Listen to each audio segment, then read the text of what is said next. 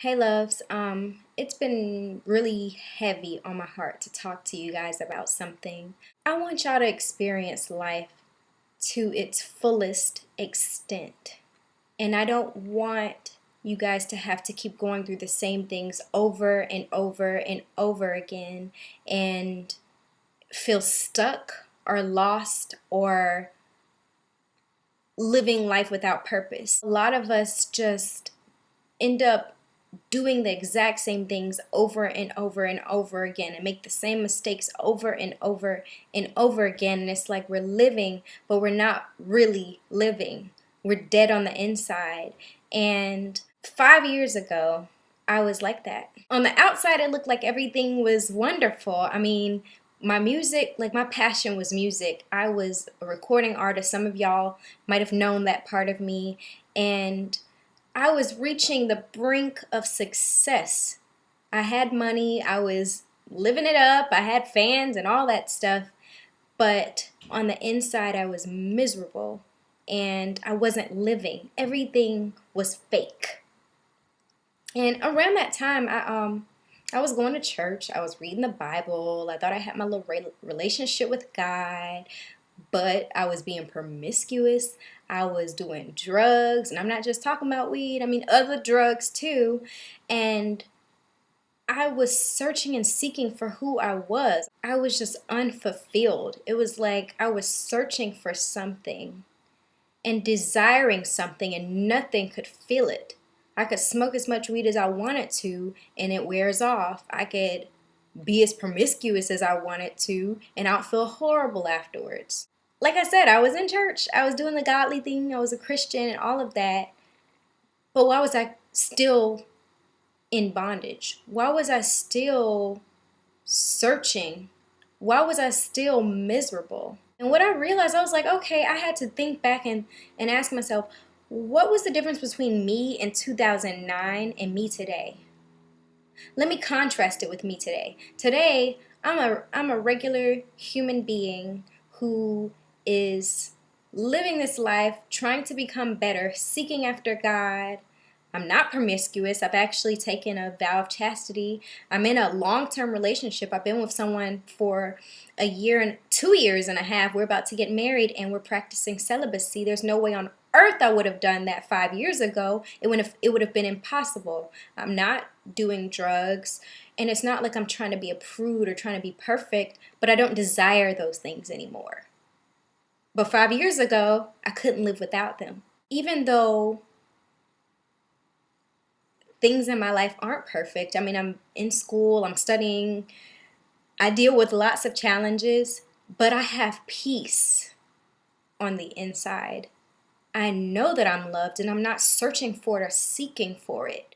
I have joy that I can't explain. This isn't to brag. This isn't about me. What I'm doing right now is contrasting my life so that you can see the difference. When this change first occurred, lots of people thought that it was just a phase. Like, oh, she's just being religious and she must have had a little God experience and she's going to be right back doing the same thing she was doing. And okay, year goes by, 2 years goes by, 3, 4, 5 years goes by, and I'm not the same. And I haven't ever been the same. The way I think is completely different. It's like, I can't imagine being the person I was before. The person I was before, to paint a better picture of the person I was before, y'all know what a thought is? Yeah, that was me. That was me. And that's why when I see people that others would call thoughts, or when I see people struggling with different things, even addictions, even drug addicts, whatever, when I see them, I don't judge them because I realize that I was that person. And it's only by the grace of God that I'm not that person anymore. And what I've come to realize is a thing that separates Krista of 2014 from Krista of 2009, from Krista the whatever, the drug addict, the thought, whatever. The one thing that separates me from that person is the fact that I surrendered to the creator of the universe, God. And what I mean by surrender is I gave up I was willing to place in his hands my life, my desires, my dreams, my goals, my fears, my worries, and just give it to him and not try to hold on to it myself, not try to fix my own life, not try to deliver myself from promiscuity and drugs. I didn't have to do that. I surrendered and I gave it to him. And I was like, you know what? I trust you so much that I'm going to let you do it, and I'm going to let you have control over my life. And lots of people are afraid of that because they think God having control over your life means you're some weird religious robot who don't do this, don't do that, don't do this, don't do that. No.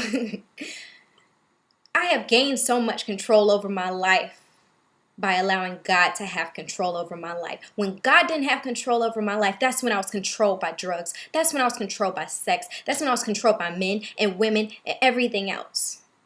I told y'all I ain't playing today. Like, I'm not playing. This ain't no little lamb stuff. This is lying. When God was not in control over my life, things control my life. What people thought about me controlled my life. What I looked like to people controlled my life. Everything else controlled my life when I wasn't allowing God to control my life. And now that God is controlling my life, everything else is in order. Sometimes money gets tight.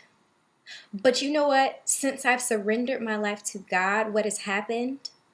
I have never had to worry about where my next meal is going to come from. Never.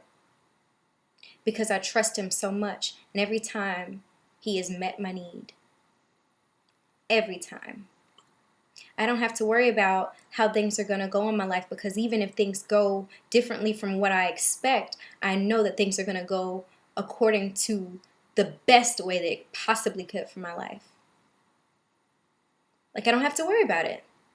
So because I don't have to worry about what's going to happen in my life, because I know all things work together for my good because I love God and I've been called according to his purposes, I have inner peace.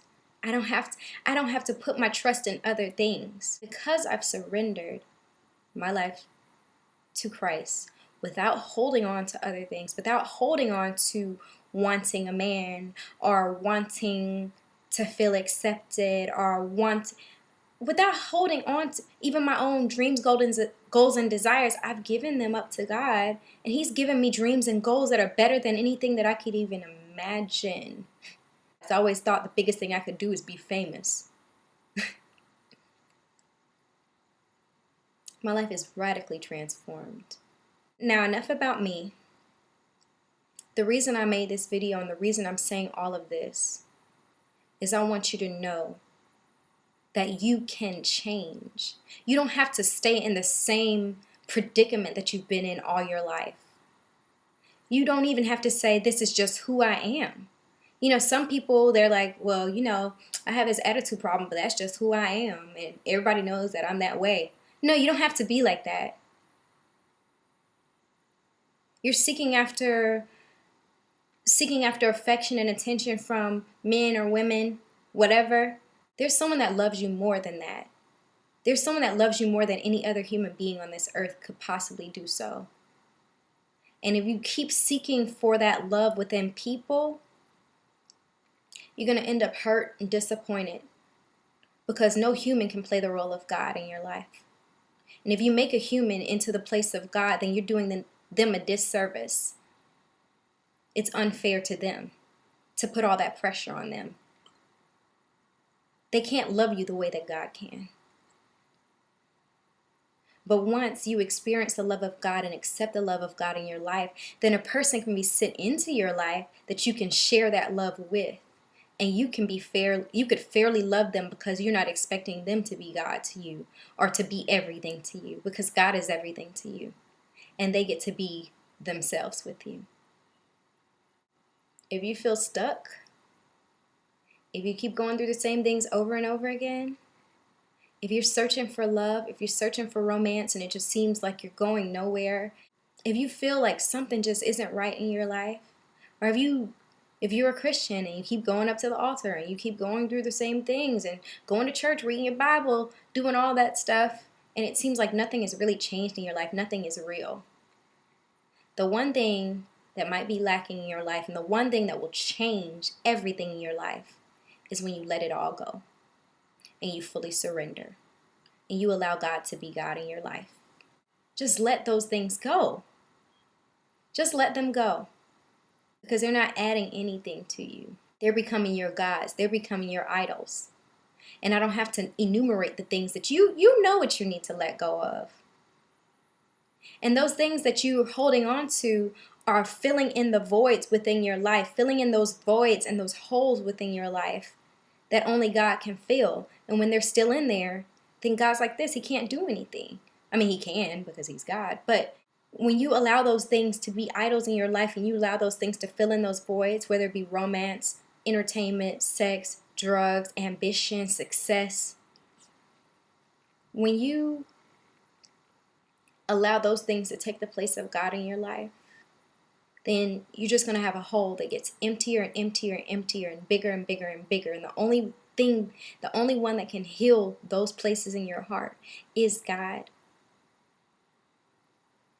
And you have to just let those things go. And I mean, some of us don't trust God, even if we think we do, because we still try to hold on to those things, because we think that God doesn't have our best interest. But please know that the one who created you has your best interest. The one who created you loves you. And the one who created you wants everything to work out for your good. Okay, you know what? I'm done.